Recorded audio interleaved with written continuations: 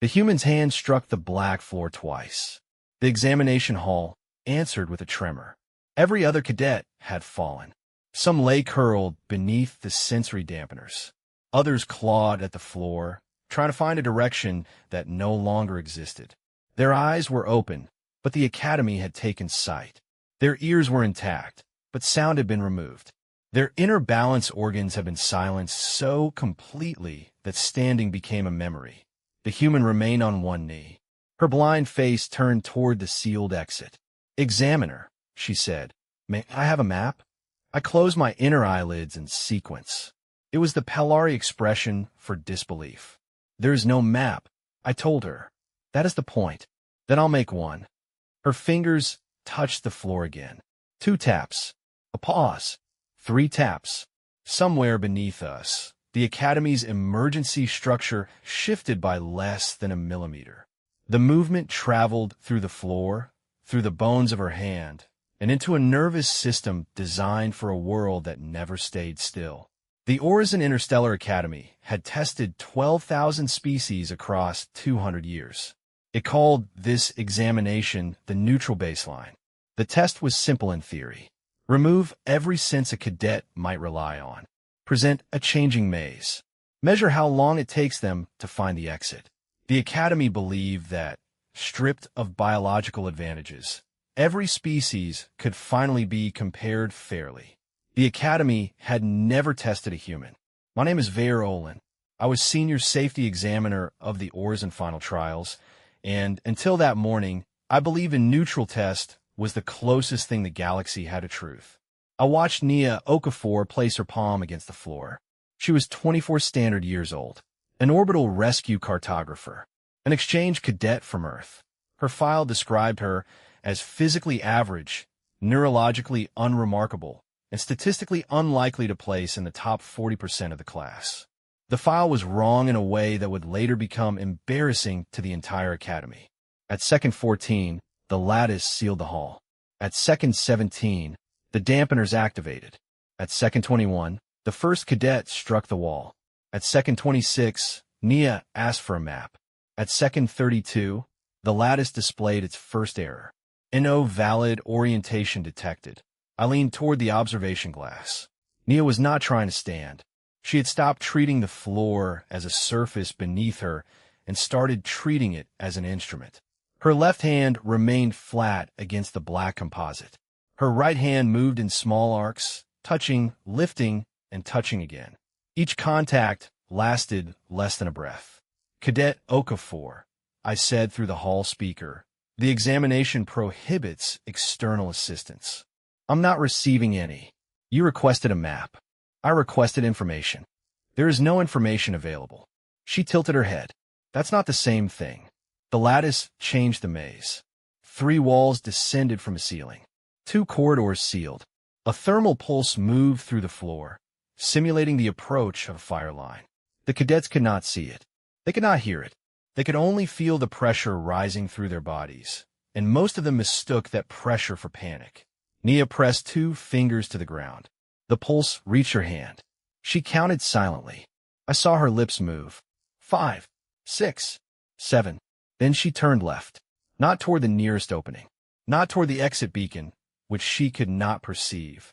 She moved toward a blank section of wall and placed her shoulder against it. The wall vibrated. Behind it, an actuator was preparing to shift. Nia stepped back 1 second before the panel opened. The first micro payoff arrived at 48 seconds. She had not guessed the maze. She had read it. The Lattice marked her movement as random. The scoreboard above the hall displayed a red line. "Cadet Okafor. Orientation failure." I sent the result to Rector Venn. His reply arrived immediately. "Terminate the anomaly." I looked at the other cadets. 1 Pelari student was trapped on his side, breathing through a closed throat membrane. A Corin cadet had broken 2 fingers trying to climb a wall that was not there. Nia had reached the first junction, but she had not yet taken the exit path. "Her movement is controlled," I said. "Her movement is unclassified," Venn replied. "The exam is not designed to reward unclassified movement. Then the exam is measuring compliance with its design." There was a pause. My inner eyelids closed once. I had never spoken to the rector that way. Continue the trial, he said. If she cannot orient by the approved channels, she fails by definition. The approved channels were sight, sound, balance, and directional response. Nia had none of them. She had a floor. The second stage began at 1 minute, 12 seconds. The hall's vibration dampeners increased power by 30%. The change was invisible from the observation room, but the effect was immediate. Nia's fingers slipped. Her breathing changed. For the first time, she showed pain. A medical alert appeared beside her name. Vestibular strain, moderate. The Academy had removed her balance. It had not removed the part of her brain that still expected balance to exist. Every vibration now arrived as a contradiction. Her body told her the floor was moving. Her memory told her it was not. Nia put one hand against her chest. She breathed in for 4 counts, out for 4. Then she took a piece of white marking chalk from the emergency pocket of her suit. The examination rules allowed personal tools, provided they had no active power source. Rector Venn had once described that clause as a courtesy to species with poor preparation. Nia used the chalk to draw a short line on the floor, then a second line at an angle, then a circle around the place where she had fallen. She was not drawing the hall. She was drawing the behavior of the hall. Every moving wall produced a different vibration. Heavy panels gave a long, low tremor. Light partitions produced 3 quick pulses. The emergency doors carried a faint repeating knock through their hinges. Nia touched each mark and matched it to the next signal. The map was not a picture. It was a memory of pressure. A map is not where you are, she whispered. The words reached no one but her. It is what you refuse to lose. I recorded the sentence. I did not yet understand why. The lattice changed the maze again. This time, it removed the floor's regular vibration by shifting the hall onto magnetic suspension. The old signal vanished. Nia's hand remained flat against the composite, but the answer was gone. She froze. For 3 seconds, she was only a frightened young woman in a dark room. Her breath caught halfway in. The fingers of her left hand lifted from the floor, searching for the signal that was no longer there. I saw sweat gather at her temple, and for the first time, I believed the hall might actually break her. Then she lifted her palm. A thin red line of blood marked the floor beneath it. The sensory dampener had cut the skin at the base of her thumb. The blood fell in a slow curve. Nia watched it. She could not see the blood, but she felt the warmth leave her hand. She placed both palms on the ground and struck once. The sound did not matter. The impact did. The suspended floor answered with a tiny recoil. Nia smiled. She began tapping the hall herself. 1 tap at the center, 2 at the wall, 3 beside the sealed corridor. She was creating a signal the dampeners had not anticipated. Not listening to the Academy. Questioning it. The lattice returned an impossible result. Orientation confidence, 61%, then 74%, then 88%. It was not supposed to calculate confidence from a cadet who had no valid sensory input. Rector Venn entered the examination control room. He was tall even for a sail, with 6 narrow arms folded beneath a gray assessment mantle. His throat plates fluttered once when he saw the chalk marks. "She's using structure," he said. "She is using evidence," I replied. "She is exploiting a maintenance vibration. Every cadet is standing on the same structure. Not every cadet has been trained to interpret it. That is adaptability. That is specialization. The purpose of a neutral baseline is to remove specialization."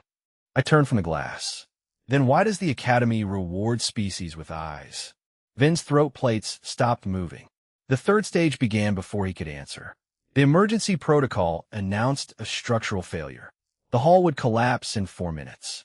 The doors would open only when a cadet reached the central control plinth and selected the correct evacuation route. There were 6 possible routes. 5 led to sealed safety chambers. 1 led to the actual exit. The test had been written for cadets who could see the route markers. The marks were now invisible to everyone. Nia had one advantage. She had also lost the only signal she trusted. The magnetic suspension deepened.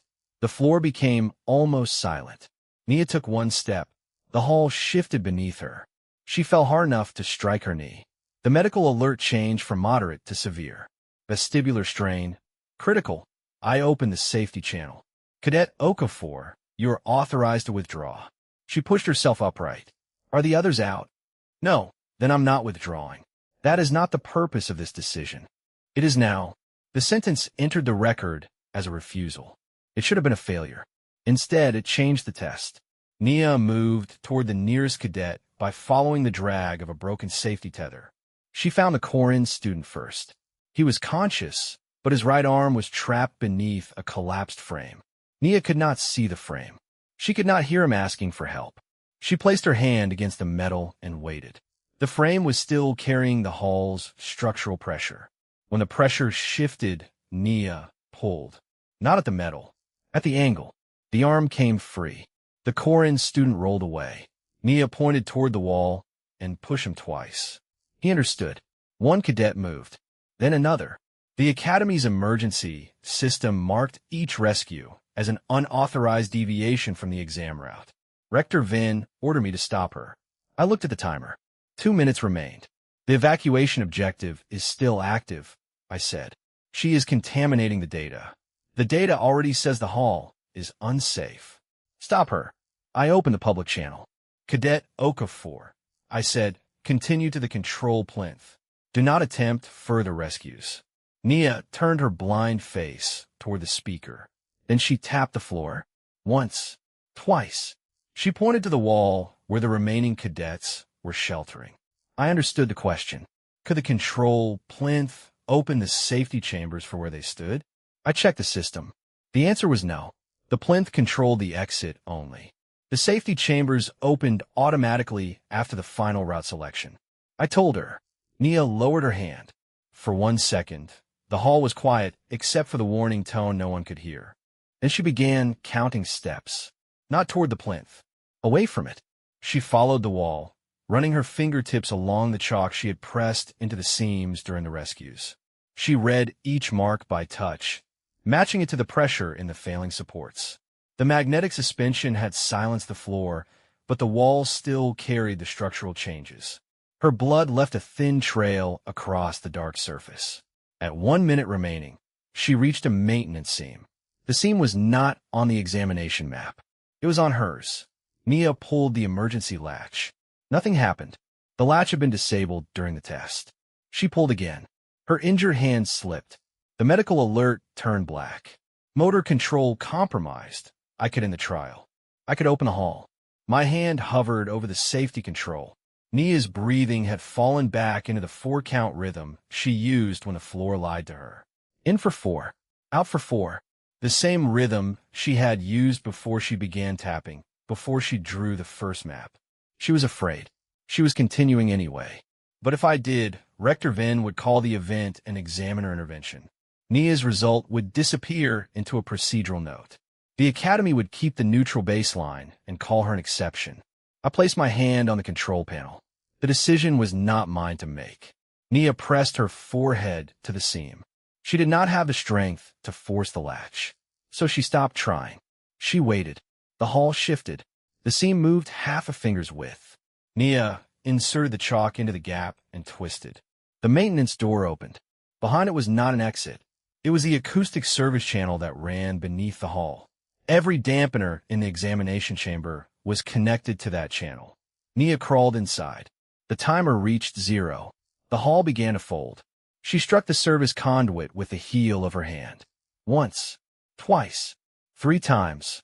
The vibration returned. Not as a signal, as a roar through the structure. For the first time, every cadet felt the same direction. Nia had not escaped the test. She had made the test communicate. The safety chambers opened. The cadets crawled toward them. The Corin student carried another cadet.